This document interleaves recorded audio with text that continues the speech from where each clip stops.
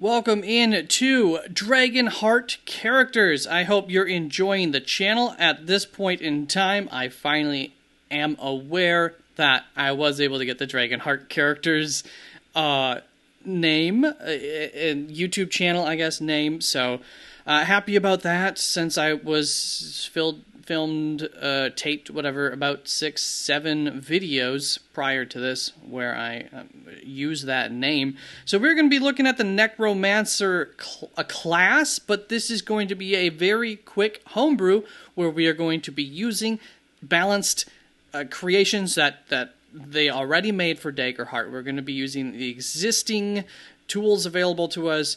So this should be approved by your GM without too much question, as long as they're allowing a little bit of homebrew. You're not making a whole new class here. We are kind of, but we're using all the existing tools of other classes in order to create this. And there are other versions of this that you could go with, but I'm just going to show you one where you're going to get that skeleton or zombie ally at your side. In case you're not aware, necromancers practice necromancy, which is the art of communicating with or manipulating the dead, often through magic. This can involve summoning spirits for divination, raising the dead as an undead. Of course, that's what we're looking at. We're going to raise, I think, personally, Andy, our previous an adventuring pal of ours that died on an adventure, and we love Andy and we miss Andy, and Andy is going to continue to join us even if he's not all there and he is no longer living. That's kind of my story for this, but using a life force of the dead for magical purposes. So how are we going to create this so that way our GM has no doubt cannot deny us this build? Well, first of all, it is going to use the Midnight and the Codex domain. So that is something that is currently not, in the original. It's not in the book. So that's why this is a homebrew. But we're going to use the Sorcerer starting evasion number. We're going to use the Sorcerer's starting points. We're going to use one of the Wizards and one of the Sorcerer's items, because I think that this really fits the two different flavors of Necromancer. I feel like there's the Sorcerer Necromancer and the Wizard Necromancer. There's the Necromancer who's read books and, has an interest in this topic that they've studied and learned. And then there's the Sorcerer, just the inherently dark dude or woman, but Sorcerer, who just kind of has this magic available at their fingertips. So a book that you're trying to translate or a whispering orb are the two different flavors there between the two that I think work perfectly for this build. And then for the hope feature, I use the Sorcerer's hope feature. So really just sticking within that realm to start this character out. Volatile magic, spend 3 hope to reroll any number of your damage dice on an attack that deals magic damage. So once again, we know that this is all balanced because this is just a Sorcerer up until this point. And now we are going to bring in the Ranger's Class feature, as well as one of the Ranger's you can guess, the Beastbound. We need our companion. So nothing new here. I wrote in, and your companion, and this little note. I didn't need to do that. I could have just copied and pasted exactly what is written for the Ranger's focus, because it does, your companion, when you take the Beastbound feature, does benefit from the Ranger's Focus class feature. So nothing new or homebrewed there. For the Necromancer subclass, we are going to do the Ranger's Beastbound subclass.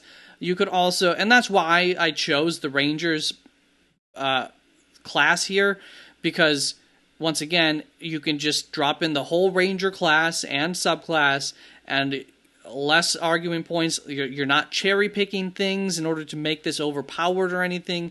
You are just dragging and dropping the Ranger into this mostly Sorcerer build up to this point, which also, instead of having Grace, has Codex like a Wizard would, and that gives you access to spells to make you feel more necromantic. It all works out and makes sense, and once again, it's going to be balanced just fine. And most of all, what I have to say is I've done like 3 or 4 of these where I've taken 2 domains, and I know at least one other one had a very good cohesion with each other that I made a video on. I gotta say, especially when we're talking about the build that we're doing here, making a Necromancer, these two are built. I can't believe they didn't just come out with a Necromancer class between these two domains, outside of the fact that they wouldn't fit in their circle. But still, holy cow, does it work nicely.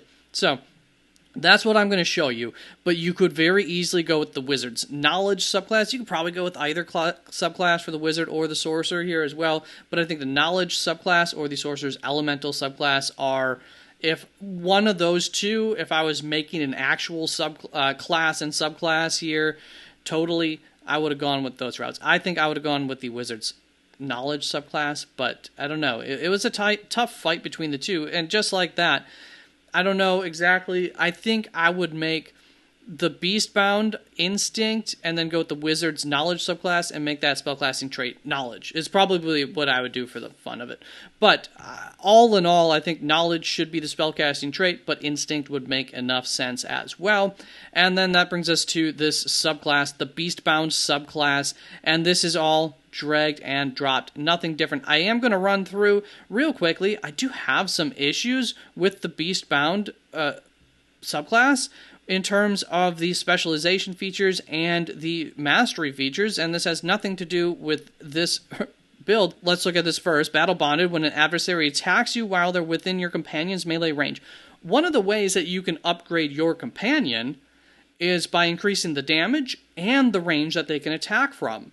So as you invest in that, this trait becomes less reliable and ultimately less good because of that. Your companion's not, unless I'm misunderstanding what a companion's melee range is, maybe that's defined somewhere else differently than what melee range is defined as within the game, to my understanding. That is specifically when they're within touching distance. I spent that resource to make him more survivable, to live longer, and deal more damage, and now I'm just going to put him into melee, so that way I can get this +2 bonus to the evasion. Obviously, still going to be able to get to use this sometimes, but also probably less so. Then for the mastery feature, the Loyal Friend is a lot like one of the features that you can already invest in for your companion. So let's look at the companion sheet. So here it is. I did boost this up. I did pretend like my Necromancer went all the way to the mastery features in terms of how many things that I did here. So normally it's 9, but because of the Ranger back there, because of the Ranger subclass, Beastbound subclass features, you also get an additional 3 clicks to it. So this is built up like how I would probably build this guy up, 16 evasion, whatever. This first thing, what we were just talking about, is this bonded feature. When you mark your last hit point, your companion rushes to your side to comfort you. Sounds a lot like what that Loyal Friend thing did. Now, they're slightly different. The Loyal Friend feature is stronger than this bonded feature that you're looking at now, and it can go both ways. There are differences, but they're very similar, especially in flavor, and it's just, so we've got our specialization feature, which kind of gets worse as we upgrade our viciousness, increase your companion's damage dice or range by, or range. I was doing and range. Okay, that's a little bit better. It still has the chance, it's still a little bit bad that this battle bonded feature back there has the chance to get worse, but okay. So this X here would actually just stay, will stay in melee range, and this goes all the way up to 4d12. All right, look at that, learning on the fly. So I'm less mad about the specialization and mastery features for Beastbound, but still a little bit lack of creativity, I feel like, and lack of synergy to some extent. Last thing I want to show you is we're going to look at this. Let's start from the beginning. I want to show you just how nicely the Midnight and the Codex domains go together. By the way, the website I'm on right here is demiplane.com, the official holder of Daggerheart's stuff, where you can buy the digital copy of the book. And this, I believe, you get access to regardless. If you have, just Google Demiplane, or even just Google, I think, Daggerheart domain cards or something like that, and this should come up in their Nexus.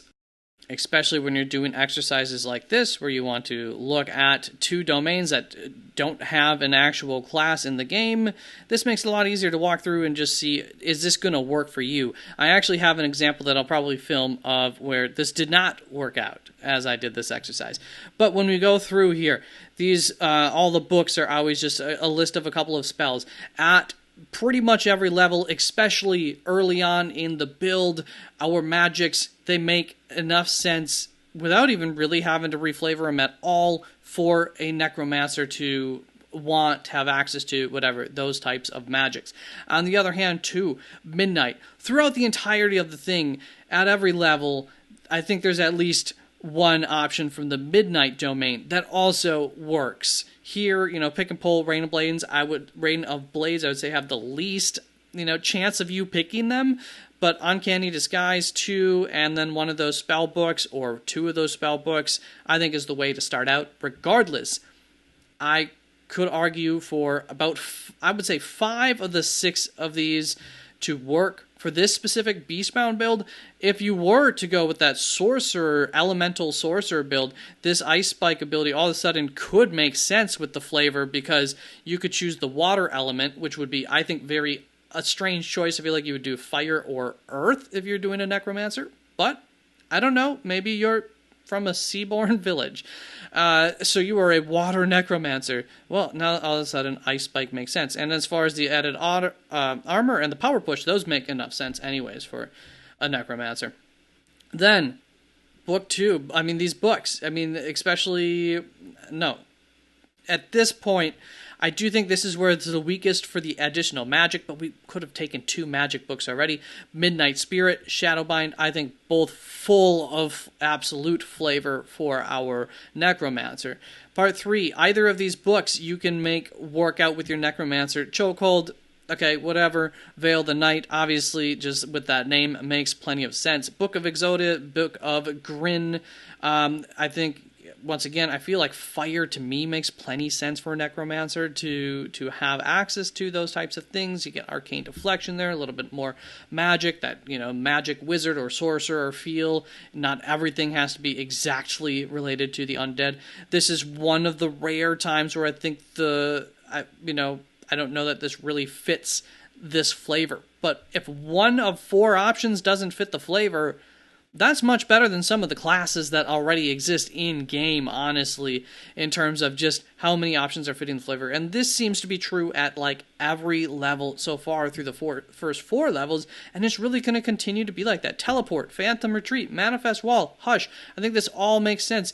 Hush feels just like kind of an advanced version of Shadowbind. You use Shadowbind to physically restrain them. Hush, use that same kind of flavor in order to wrap around their neck and hush them up, prevent them from being able to make any sound. I do think it's a little bit more broad than that. It actually says it prevents them from making any noise, but it silences the whole area. But you can just flavor it like it's wrapping around their neck, and kind of has a dark veil in the surrounding area where no noises escape either. But then you've got Banish, Dark Whispers, Mass Disguise, Sigil of Retribution, just making your magic stronger. This is maybe the weakest tier here, but Dark Whispers, tell me that's not just full of necromantic flavor. That's almost a must-have, I feel like, for a necromancer. And then you've got more Book of Hamet, could make some sense, but Codex Touched, Midnight Touched, Vanishing Dodge, all make enough sense here. Or, once again, you can go back to any of those other previous features. Maybe that's the weakest point, I don't know. And at this point, I do think the spell books start to be more time focused, and maybe start to get away from this necromancy feel, although Safe Haven, you could definitely be fine flavor. But the Midnight takes a step forward here of really fulfilling this necromancer. Shadow Hunter, Spell Charge, nice, but then from the 9th point on, Disintegration Wave, though, however, as a spell, I think fully necromantic. And then Night Terror, Twilight Toll, also fully necromantic. We don't need to look at it, just those names, Twilight Toll. Tell me that's not a necromantic move. And then Book of Yarrow, Transcendent Union, Spectre of Dark, of course, Eclipse. Tell me those Eclipse, Spectre of Dark specifically, aren't incredibly necromantic. So, The flavor is oozing out of the edges, and I think especially like Codex domain early, Midnight domain late, but Midnight domain probably overall actually has more cards that fit this flavor, which would, I think, maybe make enough sense. So that is the build here that I think your GM should have no problem just letting you go with. And enjoy your zombie friend being able to hang out with you on your adventure. I love it. It's just a quick reflavor. It's so easy to do, especially in the system. So if you want more of this, you got to let YouTube know. You got to let me know. Like the video, comment on it, subscribe to the channel, all of those things. Especially let YouTube know, but then that in turn lets me know that you want more of this stuff. And I'm always open to doing some D&D stuff if you want to see that, but also put some stuff in the comments of what you would like to see from this channel, and I will be happy to explore those as I am able to. All right, peace out.